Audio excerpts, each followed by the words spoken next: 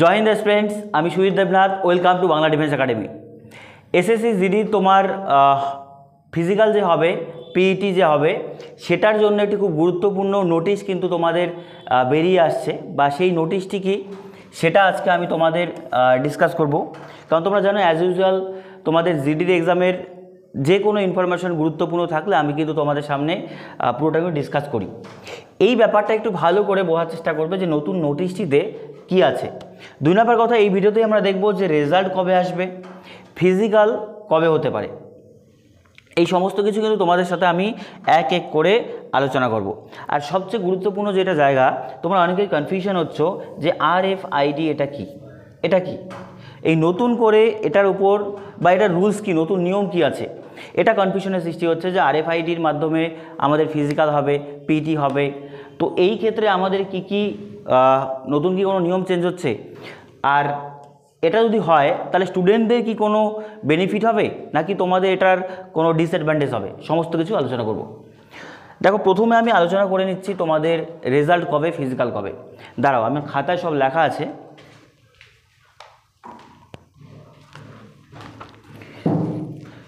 এইটার ক্ষেত্রে তোমাদের কিন্তু আমি আগেও বলে দিচ্ছি। দেখো, প্রথমে আমি বলেছিলাম যে তোমাদের এসএসসি জিডির একটা প্যাটার্ন থাকে, সেই প্যাটার্ন অনুযায়ী কিন্তু জিডি কাজ করে, তো 2-4 দিন এদিক ওদিক হতে পারে।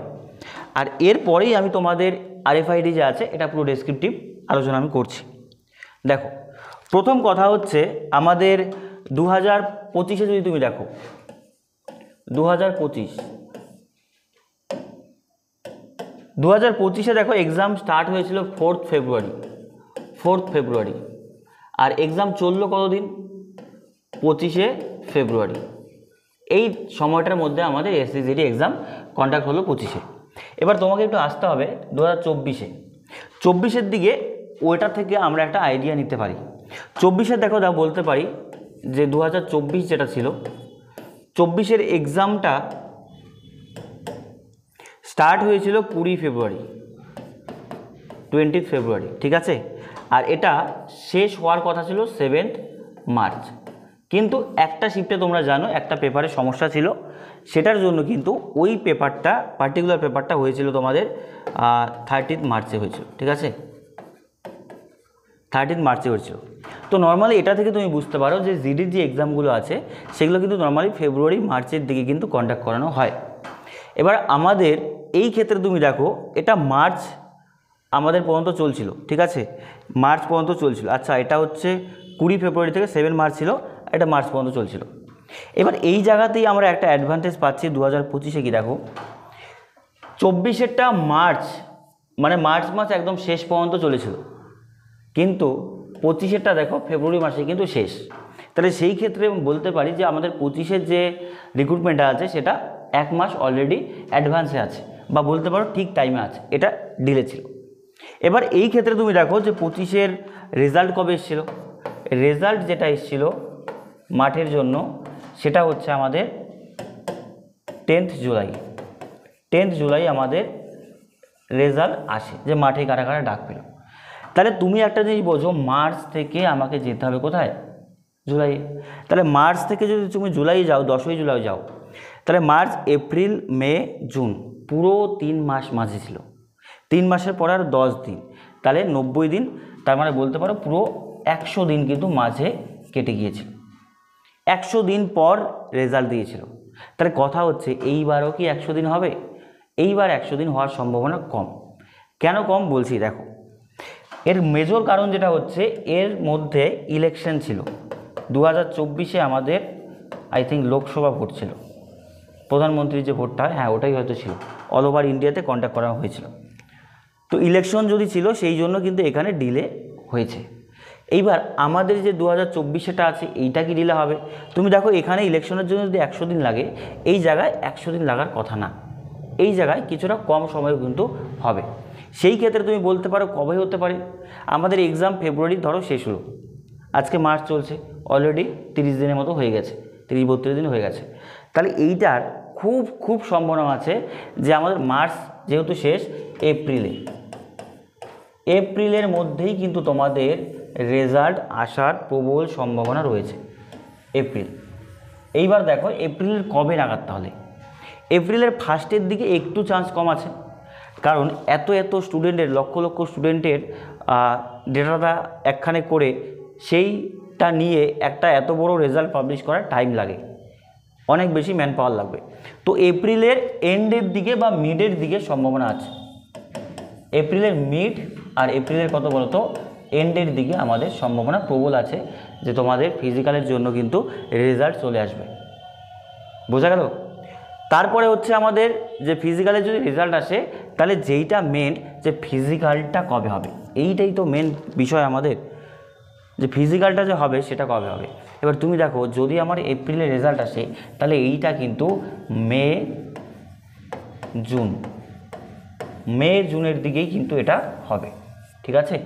মে জুনের দিকে এটা হবে, মে মাস এবং জুন মাসের মধ্যেই হবে। কোথায় হতে পারে মের ধরো 15 তারিখ থেকে শুরু করে এদিকে জুনের দিকে হবে, মানে মের 15 তারিখ 20 তারিখের পর থেকে, বা তুমি ধরতে পারো মের শেষের দিক থেকে জুনের প্রথমের দিকে কন্ডাক্ট করানোর সম্ভাবনা আছে। বোঝা গেল? এটা ক্লিয়ার? কারণ দেখো জিডিস যদি তুমি 22-23-এরগুলো দেখো, ওই মোটামুটি ধরো 90 দিন, 80 দিন, 100 দিনের মাথায় ফিজিক্যালের রেজাল্ট দেয়।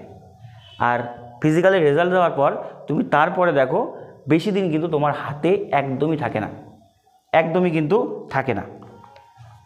এবার দেখো এই জায়গায় যদি বলো যে আমাদের 2024-এ কী হয়েছিল, 24-এ 10 জুলাই রেজাল্ট এসেছিলো।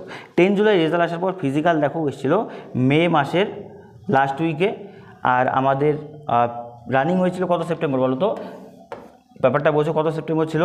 10 সেপ্টেম্বর, 23 সেপ্টেম্বর, 23শে সেপ্টেম্বর।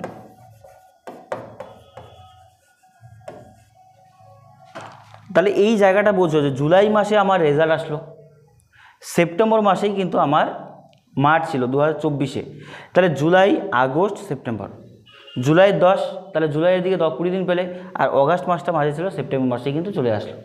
তো আবারও বলছে এটা কিন্তু ডিলে হচ্ছিল, কিন্তু এই ক্ষেত্রে সম্ভাবনা আছে আমাদের এইখানে কম সময়টা যত নেবে অত ভালো। কারণ তুমি দেখো মে থেকে জুন জুলাই যদি চলে যায়, জুন জুলাই কিন্তু মেন গরমকাল, মেন গ্রীষ্মকাল, তো সেই সময় দৌড়তে প্রচণ্ড প্রবলেম হবে ভাই। সেই জন্য যত দ্রুত তোমাদের মানে করো মাঠটা নেওয়া যায় সেটাও কিন্তু এসএসসি চাইবে, এই জন্য এখানে ডিলে হওয়ার সম্ভাবনা কিন্তু খুব কম। তো তোমার হাতে তোরা এপ্রিল থেকে মে 1.5 মাস কি বড় জোর 2 মাস, 1.5 মাস তুমি 45 দিন ধরে চলো, এর মধ্যেই কিন্তু তোমার হয়ে যাবে। বোঝা গেল? তাহলে এবার সিনারিওটা তোমার ক্লাসে ক্লিয়ার যে রেজাল্ট এপ্রিলের মধ্যেই আসার সম্ভাবনা আছে, মাঝের দিকে, শেষের দিকে বা প্রথমের দিকে আসার সম্ভাবনা একটু কম, মিডের দিকে, আর মের শেষের দিকে বা জুনের প্রথমের দিকে তোমার মাঠ হবে, সেই হিসেবে কিন্তু তুমি রেডি হও। এইবার আসছি আমাদের মেইন যেটা, যে নতুন যে নোটিশটা আসলো, ঠিক আছে, নতুন যে ভাইরাল নোটিশটি, সেটা সবই ঠিক ছিল, সেখানে সব ঠিক আছে, কিন্তু একটা পয়েন্ট আছে যে এবার পিইটি যে তোমাদের নেবে সেটা কে নেবে? RFIDর মাধ্যমে নেবে। এবার কথা হচ্ছে এই RFID কি, এটাতে কি কি সমস্যা আছে, কি কি কনফিউশন আছে সেটা বলছি। প্রথম কথা, ঘাবড়ানোর কিচ্ছু কারণ নেই, তোমাদের আগেও মাঠ যেরকম হতো এবারও সেটা হবে। শুধু একটা বেনিফিশিয়াল কি, এইবার মাঠটা হয়তো তোমাদের মাঠে মানে গ্রাউন্ডে হওয়ার সম্ভাবনা বেশি আছে। আগেরবার তোমরা দেখিয়েছিলে যে গ্রাউন্ডেও হয়েছিল কিছু কিছু জায়গায়, কিছু কিছু জায়গায় তোমার রোডের ওপরও হয়েছিল। সেটা স্টুডেন্টদের জন্য বা ক্যান্ডিডেটদের জন্য ক্ষতিকারক, কারণ রোডে দৌড়ানো তোমরা নিজেও জানো অনেক প্রবলেম হয়, পড়ে টরে গেলে অনেক ফ্র্যাকচার হওয়ার সম্ভাবনা বেশি থাকে। এবার RFID মানে কি? RFID দেখো ব্যাপারটা বোঝো, এই টেকনোলজি একটা টেকনোলজি, এটা কি করে, মানে যে রানার আছে তার পায়ের মধ্যে বা তোমার চেস্টের মধ্যে একটা চিপস জাতীয় ছোট্ট আছে, ওই কাগজের ব্যান্ডের উপরেই লাগানো থাকে, ওটা লাগানো থাকবে। এইটার ক্ষেত্রে কি হবে, যখন তুমি রানিং ট্র্যাকে দৌড়বে, তো তোমাদের ধরো রানিং ট্র্যাক যদি হয় 10 পাক বা 12 পাক বা 14 পাক যদি দিতে হয়, ধরো 10 পাক দিতে হচ্ছে, এইবার রানিংটাকে 5 পাক 7 পাক 10 পাক এত পরিশ্রমের মধ্যে পাকটা গুনতে একটু সমস্যা হয়। সেই জন্য কী হয়, এই RFID টেকনোলজি কী করবে, একটা ডিজিটাল বোর্ড থাকবে, মানে গেটের মতো থাকবে সামনে, মাঠের মধ্যে গেটের মধ্যে থাকবে, ওপরে ওই গেটে তোমার ট্র্যাকে দেখাবে ওপরে যে তুমি কত নাম্বার মানে পাক দিচ্ছ, কত নাম্বার রাউন্ড তোমার হলো, সেটা দেখাবে, যেটা স্টুডেন্টদের জন্য বেনিফিশিয়াল হবে। বোঝা গেল? তোমার রেলওয়েতে কিছু কিছু এক্সামে এই RFID ইউজ করা হয়, তারপর বিভিন্ন আমাদের স্টেট এক্সামগুলো যেগুলো আছে বিভিন্ন রাজ্যের, সেই রাজ্যগুলো কিন্তু RFID অনেক জায়গাতে আছে। রেলওয়েতে আমি শুনেছি যে রেলওয়ে গ্রুপ ডি যে RPF এর RFID ইউজ করা হয়, মানে ছোট্ট একটা চিপস তোমার ব্যান্ডের মতো পায়ের গোড়ালিতে বা বুকের চেস্টের মধ্যে, চেস্ট নাম্বার যেখানে লেখা থাকে সেখানে থাকবে। তো সেটা বেনিফিশিয়াল, তোমাদের জন্য ভালো, এখানে ভয়ের কিচ্ছু কারণ নেই। বোঝা গেল ব্যাপারটা? 2 নম্বর কথা হচ্ছে তোমাদের, এটা তো গেল রানিং, এটা গেল রানিং, তাহলে তোমাদের যে মেজারমেন্ট যেগুলো হবে, মেজারমেন্ট ধরো হাইট, চেস্ট, এটা ওই RFID করাবে।